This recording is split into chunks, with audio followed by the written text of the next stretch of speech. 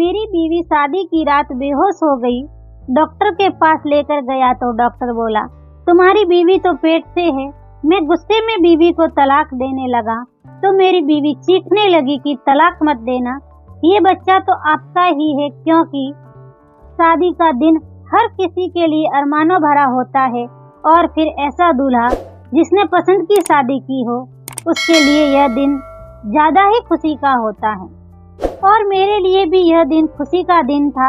मैं खुशी खुशी जैसे अपने कमरे में दाखिल हुआ तो ये देखकर हैरान रह गया कि मेरी दुल्हन बेहोश होकर गिर गई थी। मुझे लगा कमजोरी की वजह से ऐसा हो गया होगा, क्योंकि लड़कियां शादी की ज्यादा फिक्र करती है। उसको होश में लाने की हर कोशिश नाकाम हो गई तो मैं उसको लेकर हॉस्पिटल पहुंचा। डॉक्टर्स ने उसको ताकत के इंजेक्शन वगैरह दिए और कुछ टेस्ट ले लिए और वो होश में आ गई। लेकिन दूसरे दिन जब मैं रिपोर्ट लेने गया तो डॉक्टर ने मुझे जो खबर सुनाई वो मेरे लिए कदमों तले जमीन निकालने को काफी थी। ऐसा कैसे मुमकिन हो सकता था? और फिर जब घर आकर मैंने अपनी बीवी से इस मामले पर बात की और यहाँ तक कि मैं उसको तलाक देने पर तैयार हो गया था, लेकिन उसने मेरे पांव पकड़ते हुए मुझे जो बात बताई वो मेरा दिमाग घुमाने को काफी थी। मैं हैरान था कि ये कैसे मुमकिन था। मेरा नाम विजय है और मैं अपर क्लास फैमिली से था। मैं अपने माँ बाप का इकलौता बेटा था और बहुत ज्यादा पैसा और लाडला होने के बावजूद भी मैं बिगड़ा हुआ नहीं था, क्योंकि मेरी माँ एक अच्छी औरत थी और उन्होंने मेरी परवरिश बहुत ही अच्छे तरीके से की थी। रुपया पैसा और दौलत होने के बावजूद मैं बहुत सीधा साधा और सुंदर था। मेरे क्लास के लड़के तो मुझे सिद्धू कहकर चिढ़ाते भी थे, लेकिन मैंने कभी किसी की बात का बुरा नहीं माना था, क्योंकि सही और गलत में फर्क मेरी माँ ने मुझे बचपन से ही बहुत अच्छे से सिखा दिया था। और अब जब मैं पढ़ाई पूरी करके अपने बाप के साथ उनका बिजनेस संभाल रहा था तो मेरी माँ को मेरी शादी की फिक्र होने लगी। लेकिन इस मामले में मैंने उनको साफ साफ बता दिया था कि मैं शादी उससे करूँगा जो मुझे पसंद होगी, और ऐसी कोई लड़की अभी मेरे सामने नहीं आई थी जो मेरे लायक हो, क्योंकि मेरे इर्द गिर्द सब बिगड़ी हुई लड़कियां थी। कॉलेज यूनिवर्सिटी में भी ऐसी ही लड़कियां थी जिनसे वक्त गुजारी तो की जा सकती है, लेकिन जीवन साथी नहीं बनाया जा सकता। और इस मामले में मेरे माँ बाप ने मुझ पर किसी किस्म की सख्ती नहीं की थी, लेकिन वक्त गुजरने के साथ साथ मेरी माँ की चाहत बढ़ती जा रही थी कि अब शादी कर लो, क्योंकि तुम्हारी उम्र निकलती जा रही है। और वो जो कहा जाता है ना कि जोड़े आसमानों में बनते हैं, तो मुझे इस बात पर यकीन था कि भगवान ने मेरे लिए मेरे जोड़े की कोई तलाश करके रखी होगी। और फिर एक दिन वो मेरे सामने आ गई। मैं किताबों का बहुत शौकीन था, इसीलिए बिजनेस के साथ साथ अब भी किताबें पढ़ता रहता था। इसीलिए अपने इलाके की सेंट्रल लाइब्रेरी में एक दिन मैं किताब की तलाश में गया तो वहीं वो मुझे नजर आई थी। उसकी सादगी ने मुझे उसकी तरफ खींच लिया, लेकिन वो मुझे देखकर ऐसे चौंकी थी जैसे मुझे पहले से जानती हो। उसकी आंखों में मुझे खौफ की परछाई नजर आई थी। उसकी आंखों में खौफ देखकर मैं हैरान रह गया कि मैं तो उसको पहली बार देख रहा हूँ, तो मुझसे क्यों डरी हुई थी।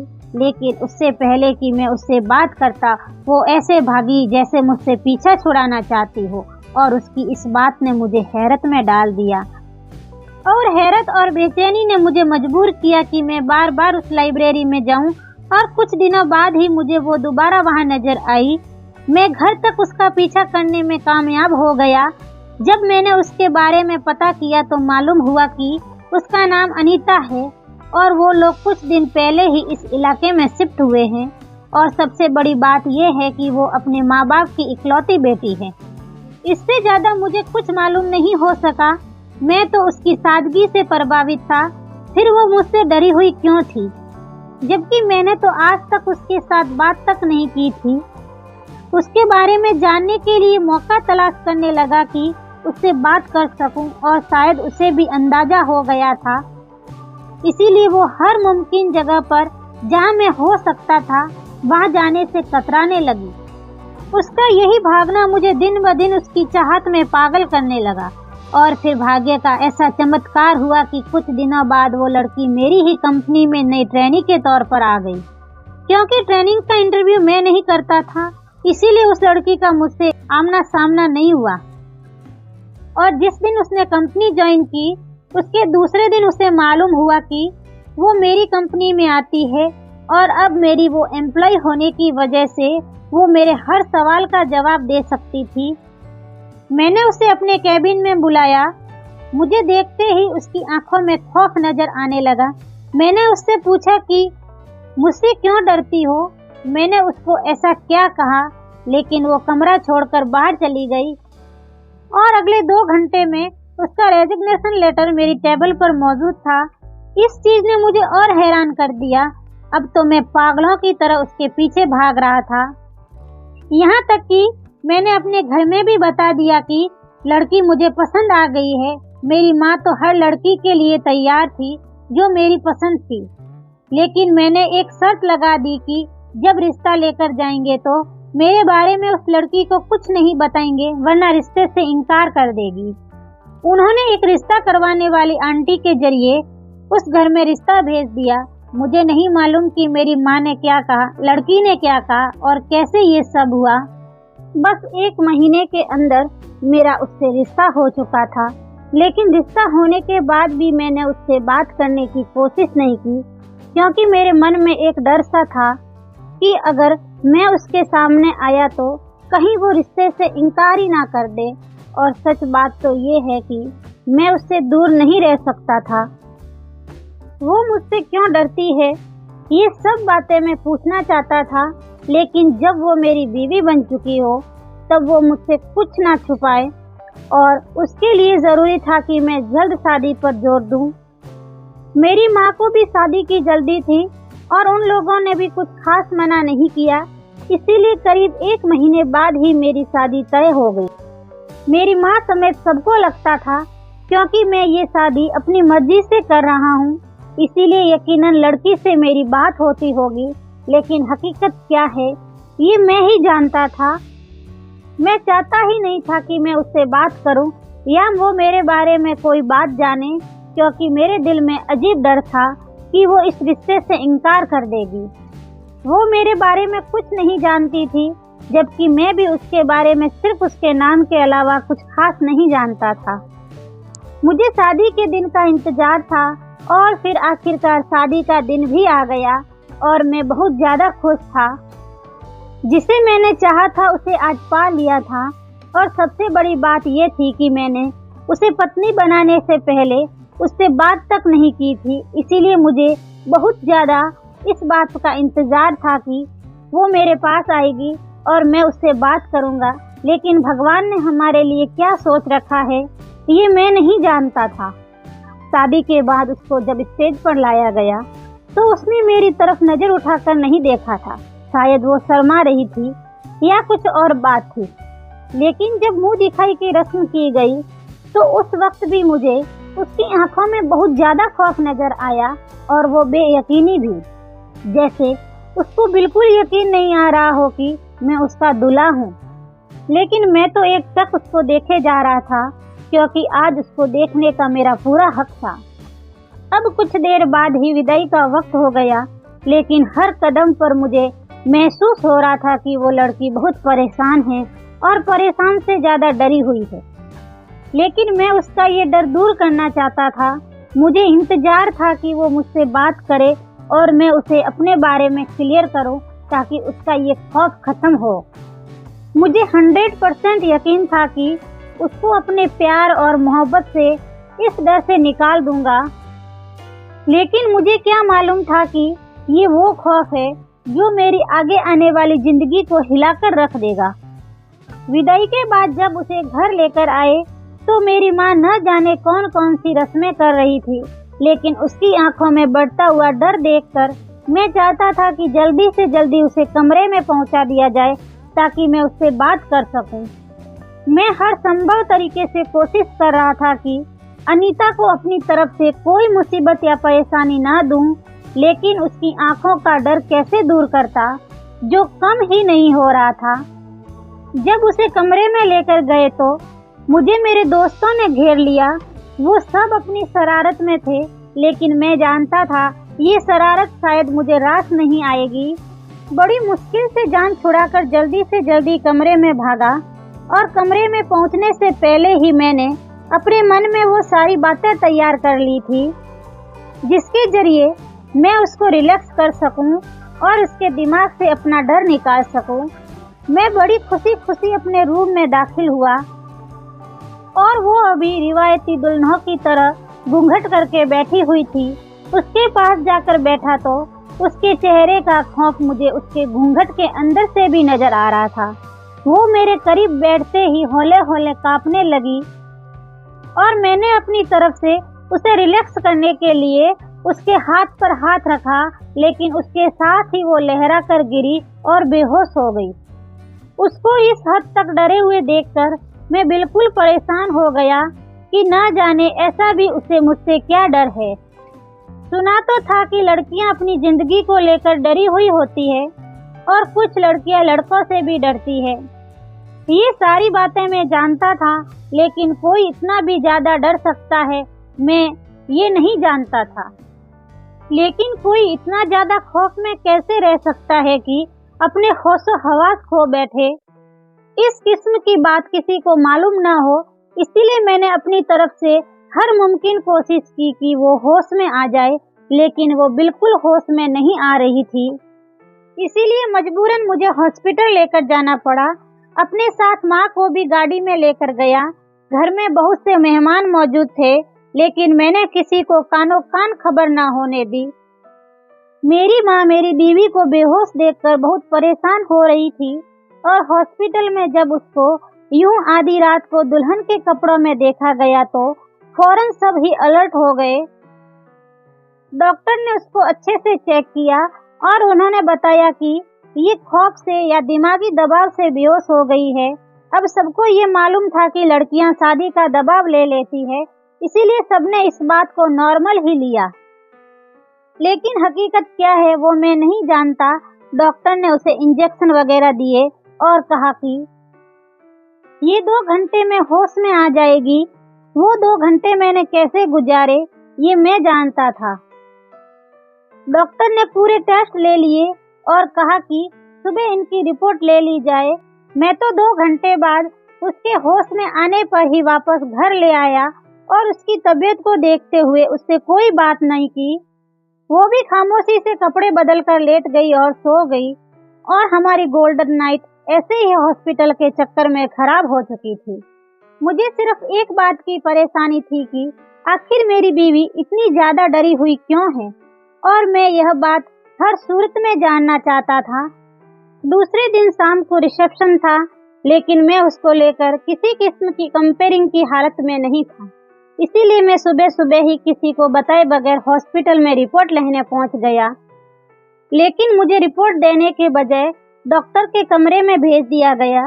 इस बात ने मुझे और ज्यादा परेशान कर दिया कि न जाने मेरी बीवी को ऐसी कौन सी बीमारी है। डॉक्टर ने मुझे देखते ही कहा कि मैं आपको जो खबर देने जा रही हूँ वो आपको पूरे सब्र और गंभीरता से सुननी होगी। मैंने खुद को हर किस्म की बुरी खबर के लिए तैयार कर लिया। यहाँ तक कि मैंने सोच लिया था कि मैं हमेशा अपनी बीवी का साथ दूंगा और जिस तरह होगा उसका बड़े से बड़े डॉक्टर से इलाज करवाऊंगा, क्योंकि पैसों की मुझे कोई कमी नहीं थी। लेकिन डॉक्टर ने जो बात बताई वो बात तो मैं सपना में भी नहीं सोच सकता था। डॉक्टर ने बताया कि आपकी बीवी प्रेग्नेंट है और वो करीबन 3 से 4 हफ्तों के पेट से है, और इस बात ने मेरे कदमों के नीचे से जमीन सरका दी। मैं तो ना जाने कौन कौन सी बड़ी बीमारी का सोचकर बैठा था और ये क्या हो गया। वो लड़की जिस पर मैंने अंधा एतबार किया, शादी से पहले बात करना अहम नहीं समझा कि कहीं उसकी इज्जत पर अंगुली ना उठे, और वही लड़की मुझसे शादी करने से पहले ही किसी और के औलाद की माँ बनने जा रही थी। शायद वो इसीलिए इतनी डरी हुई थी, शायद वो किसी को पसंद करती थी। मैं ये सोच रहा था। मैं हॉस्पिटल से बाहर निकला तो मुझ में इतनी हिम्मत नहीं थी कि मैं ड्राइविंग कर सकूं। इस बात को सोचे जा रहा था जिससे मैंने प्यार किया वो शादी से पहले ही किसी और के साथ मुंह काला कर चुकी है। इस बात की क्या गारंटी है कि शादी के बाद वो मेरे साथ वफादार रहेगी। इसीलिए मुझे उसको आज ही छोड़ देना चाहिए ताकि वो उसके साथ जिंदगी गुजार सके जिसकी औलाद उसके पेट में है। इस बच्चे को उसका बाप भी मिल सके। मैंने सिर्फ मोहब्बत की थी और जरूरी नहीं है हर इंसान मोहब्बत को पाले। यही सोचकर उस पर फैसला करके मैं घर की तरफ बढ़ा। कमरे में गया तो वो आराम कर रही थी, लेकिन मुझे उसके आराम से कोई फर्क नहीं पड़ता था। इसीलिए मैंने जाकर उसकी रिपोर्ट उसके सामने रखी और कहा, कौन है वो जो तुम्हारी जिंदगी में मुझसे पहले है और तुमने उससे शादी क्यों नहीं की? मेरी शादी के लिए हाँ क्यों की?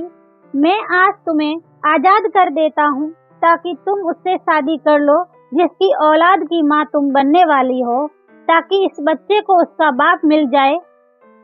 लेकिन मेरी बातें सुनकर वो रोने लगी और मुझसे कहा, आपको भगवान का वास्ता है मुझे तलाक न दे। मुझे एक तरफ उसके आंसू और उसके चेहरे की बेबसी परेशान कर रही थी, तो दूसरी तरफ मेरे हाथ में पकड़ी हुई रिपोर्ट मुझे अपने फैसले पर पक्का रहने के लिए कह रही थी। मेरी मोहब्बत मुझे अजीब दोराहे पर लाकर खड़ा कर चुकी थी। लेकिन मैं चाहता था कि मैं उसको डिवोर्स दे दूं, सिर्फ इसीलिए कि मुझे उसके पेट में पलने वाले बच्चे का ख्याल था कि कौन कल को उसे अपना नाम देगा। मुझमें तो इतनी हिम्मत नहीं थी कि मैं उसको अपना नाम दे सकूं। मेरी बीवी लगातार रोए जा रही थी। जब उसने देखा कि मैं बिल्कुल भी अपने फैसले से हटने वाला नहीं, तो उसने ऐसी हरकत की जिसने मेरी रूह तक को हिला दिया। उसने दुपट्टा उतारकर मेरे कदमों में रख दिया कि मेरी जान ले लो, लेकिन मुझे डिवोर्स मत दो, क्योंकि ये बच्चा आपका ही है। मुझे मालूम है कि आपने मुझसे बदला लेने के लिए शादी की है, लेकिन जैसे चाहते हो वैसे बदला ले लो। मुझे बेशक मार ही दो, मैं उफ तक नहीं करूंगी, लेकिन मुझे डिवोर्स मत दो। मेरे माँ बाप मर जाएंगे। जबकि मैं तो उसकी इस हरकत पर सुन रह गया। मैंने दुपट्टा उठाकर उसके सर पर रखा और उससे कहा कि इज्जत बनाकर लाया हूँ, ना कि कदमों में ये दुपट्टा रखने के लिए लाया हूँ। लेकिन तुमने ये क्या कहा कि ये बच्चा मेरा है? मैं तो तुम्हें जानता नहीं था और रिश्ता भेज दिया। लेकिन उसने कहा कि मैं गीता पर हाथ रखकर कसम खाने को तैयार हूँ कि ये बच्चा आपका ही है। उसकी बातों ने मुझे हैरान कर दिया कि कोई कमजोर से कमजोर ईमान वाला इंसान भी इतनी बड़ी कसम नहीं खा सकता, तो फिर वो इतनी बड़ी कसम कैसे खा रही है? जबकि मैं जानता हूँ कि ये बच्चा मेरा नहीं है, लेकिन मैं इसका तमाशा नहीं बनाना चाहता था, इसीलिए चुप हो गया। रिसेप्शन ऐसे ही बिल्कुल खामोशी से गुजर गया, लेकिन उसके बाद हम दोनों अजनबी बन गए। नदी के दो किनारों की तरह आहिस्ता आहिस्ता मैं इसके आचरण का जायजा लेता रहा। वो रोज पूजा करती थी और मेरे घर वालों का हर तरह से ख्याल भी रखती थी, लेकिन एक चीज जिसने मुझे हैरान कर दिया था, उसको बिल्कुल परवाह नहीं थी कि उसका फोन कहाँ पड़ा है। बाहर भी वो मेरे साथ जाती थी। मुझे हैरत होती थी कि उसकी जिंदगी में कोई और है तो कम से कम उससे बात तो करती। मेरे सब्र का बांध टूट गया और एक हफ्ते के बाद ही मैंने उसको खामोशी से अपने पास बिठाया और कहा कि यहाँ बैठकर मुझे सब कुछ सच बताओ जो कुछ तुम्हारे साथ हुआ है, और जो तुमने उस दिन कहा कि यह बच्चा मेरा है, तुम ये बात कैसे कर सकती हो? लेकिन इससे पहले मैं तुम्हें अपनी तरफ की कहानी सुनाता हूँ। जब मैंने उसे बताया कि मैंने तुम्हें फर्स्ट टाइम लाइब्रेरी में देखा था और उसके बाद तुम्हारे बारे में जानकारी ली और अपनी माँ को बता दिया और तुमसे शादी कर ली, बस मेरी तरफ की इतनी ही कहानी है। तो वो हैरान होने लगी। वो कहने लगी कि इस शहर में तो तुमने पहली बार लाइब्रेरी में मुझे देखा, लेकिन पिछले शहर से हमें तुम देखते रहे हो, वो क्या है? इस पर मैंने कहा कि इस शहर से तो मैं कभी बाहर गया ही नहीं। मैंने तो इसी शहर में पढ़ाई लिखाई की थी और बिजनेस की डिग्री तो लंदन से ली थी। वो जिस शहर का नाम ले रही है, वहाँ तो मैं कभी बिजनेस के डील के लिए जाऊँ तो जाऊँ, लेकिन वहाँ पे भी ये लड़की कभी नजर ही नहीं आई थी। इस पर मुझे उसने कहा ये सच नहीं है। मैंने उसको कहा कि तुम अपनी तरफ की कहानी सुनाओ, बेशक तुम मुझे ही समझो कि वो मैं ही था, लेकिन तुम मुझे बताओ कि तुम्हारे साथ क्या हुआ है। उसने बताया कि कॉलेज में एक लड़का मुझे पसंद आ गया था और वो भी मुझे पसंद करता था। जैसे सबकी नॉर्मल दोस्ती होती है, हमारी भी वैसी ही थी और हम दोनों बहुत अच्छे दोस्त थे, लेकिन सिर्फ दोस्त। आहिस्ता आहिस्ता ये दोस्ती प्यार में बदलने लगी। मेरे माँ बाप भी इस बात को जानते थे और उन्होंने कोई एतराज नहीं किया, क्योंकि वो लड़का भी बहुत अच्छा था और हमने हमेशा दोस्ती की हद में रहकर बात की थी। बगैर किसी को बताए बार मिलने नहीं गए। हमारी मुलाकात कॉलेज में हुआ करती थी, लेकिन जब मेरा कॉलेज का आखिरी साल था तब उस लड़के की कुछ और आवारा दोस्तों से दोस्ती हो गई, जिनमें तुम भी थे। और फिर उन लोगों ने ना जाने उसको कैसे नशे की राह पर ला दिया कि वो मुझे किसी को भी बेचने को तैयार हो गया और मेरी कीमत लगा दी। लेकिन मेरी किस्मत उस वक्त शायद अच्छी थी कि मुझे यह बात पहले ही मालूम हो गई कि वो जब फोन पर तुमसे बात कर रहा था उस वक्त मैं पीछे ही खड़ी थी और मैं सुन रही थी। उसने मुझे पहली बार डिनर के लिए इनवाइट किया था और मेरे माँ बाप ने भी मुझे इजाज़त दे दी थी, क्योंकि वो लोग चाहते थे कि डिग्री कंप्लीट होने के फौरन बाद मेरी शादी हो जाए। और उसको मैं यह बात बताने आई थी कि मुझे इजाज़त मिल गई है, लेकिन उसकी बात सुनने के बाद मुझे मालूम हो गया कि ये डिनर नहीं है, बल्कि मुझे बेचना चाहता है। मैंने माँ बाप को बताया तो वो भी बहुत परेशान हो गए। हम तो पहले ही किराए के घर में रहते थे। मुझे रात को उसकी बहुत कॉल्स आती रही और मैंने उसे यही कहा कि मेरी माँ की तबीयत खराब हो गई है, इसीलिए मैं नहीं आ सकती। उसकी वजह से मैंने 1 हफ्ते छुट्टियाँ की और हमने उस 1 हफ्ते के दौरान सब कुछ वहाँ से वाइंड अप किया और इस शहर में आ गए। मुझे लगता था मैं बच गई हूँ, सब कुछ खत्म हो गया है, लेकिन यहीं पर मैंने तुम्हें देखा और परेशान हो गई। उसके बाद मैंने घर से निकलना छोड़ दिया, लेकिन माँ बाप को यह बताकर मैं परेशान नहीं कर सकती थी। और जब एक दिन मैं मार्केट गई तो तुमने मुझे पकड़ लिया और मेरे साथ जबरदस्ती की थी। तुमने बताया था कि तुम मेरी कीमत अदा कर चुके हो और यह बात मैं अपने माँ बाप को नहीं बता सकती थी। और ये मेरी कोख में पलने वाला बच्चा वही है। इस पर मैंने उसे बताया कि मैं वो बिल्कुल नहीं हूँ। उसने मुझे अपने दोस्त का नंबर दे दिया। मैंने वहीं बैठे बैठे अपने पुलिस वाले दोस्त से उस नंबर की डिटेल निकलवाई और उनका जिनसे उसका ज्यादा मिलना जुलना था उन लड़कों की भी डिटेल निकलवाई। और जब उनके फोन नंबर, उनकी तस्वीरें मेरे पास अगले घंटों तक आ चुकी थी, तो उन तस्वीरों में अपनी तस्वीर देखकर मैं हैरान और परेशान रह गया, क्योंकि वो लड़का हूबहू मेरे जैसा था, लेकिन वो मैं नहीं था। और मैंने अपनी बीवी को यह बात बता दी। और फिर उस पुलिस वाले की मदद से जब मैंने उस लड़के के बारे में पता करवाया तो मालूम हुआ कि वो अपने माँ बाप का इकलौता बेटा है। और जब उसके माँ बाप के बारे में मालूम हुआ तो मेरे पिता के पुराने दुश्मन निकले और फिर पुलिस के सामने जुबान खोल दी कि वो लड़का असल में मेरा ही जुड़वा भाई है, जो कि उन्होंने हॉस्पिटल से चोरी कर लिया था मेरे माँ बाप से बदला लेने के लिए। वो नहीं जानते थे कि हम जुड़वा पैदा हुए हैं और ये बात मेरे माँ बाप तक नहीं जानते थे कि हम 2 जुड़वा भाई हैं। ये सब कुछ एक नर्स ने किया था और वो लड़का एक गलत राह पर चल निकला था। मेरी बीवी के पेट में उसी का बच्चा पल रहा था, लेकिन मैंने ये बात अपने माँ बाप तक नहीं पहुँचने दी और फिर बीवी का अबॉर्शन करवा दिया। उसके बाद अब हम बहुत अच्छी जिंदगी गुजार रहे हैं। मैं अपने भाई को भूल चुका हूँ, जो है तो मेरा खून, लेकिन गलत राह पर चल निकला है और आज हम दोनों ही अपनी जिंदगी में बहुत खुश हैं। धन्यवाद दोस्तों।